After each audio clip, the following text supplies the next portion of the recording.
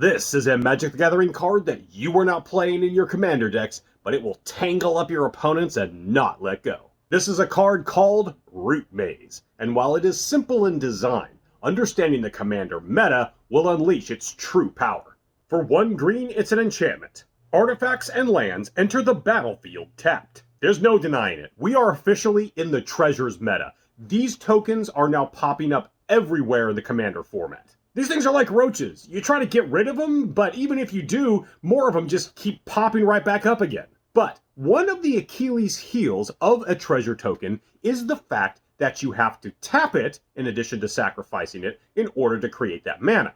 So, if we can cause all treasure tokens to come into play tapped, our opponents are going to have to wait until their next untap phase to actually make use of them. Now, there are other cards that do something similar to this, but Root Maze costs only 1 mana value, meaning that we can get this out on turn 1. That means it can also play havoc with all of our opponent's fast mana. How many times does someone do a turn 1 Soul Ring into an Arcane Signet? Well, if you go before them in the order, you could play this before their turn.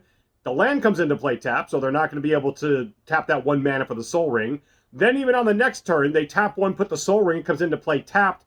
It's just going to slow them down by an insane amount. This card also hoses players that are using those 5-colored commanders, because you know they're going to be playing with all the fetch lands, and now all of those fetch lands come into play tapped. So to use the fetch land, comes into play tapped, they have to wait a turn to untap it, then they can actually tap it to sacrifice it, go get a land from their deck, and then that land's going to come into play tapped. And of course in green, we're going to be playing a lot of mana dorks, such as, Birds of Paradise, Llanowar Elves, and those really aren't going to be as affected as much as artifacts and lands. Now yes, this is one of these cards where it could potentially harm you in some way, right? But remember, you own the card, you get to decide when to put it on the board. If you happen to have an explosive first turn play, like the turn 1 Soul Ring into an Arcane Signet, well then yeah, go ahead and do that. But maybe you draw a hand that is going to be a lot slower. You didn't get your fast mana, so throw out the Root Maze and slow down all of your opponents, which will give you a chance to catch up. Now the card's not necessarily cheap. It doesn't quite get into the double digits, but it's around $8 to $9. But I really do think that this is a fairly solid investment. We're going to see this card more in the future,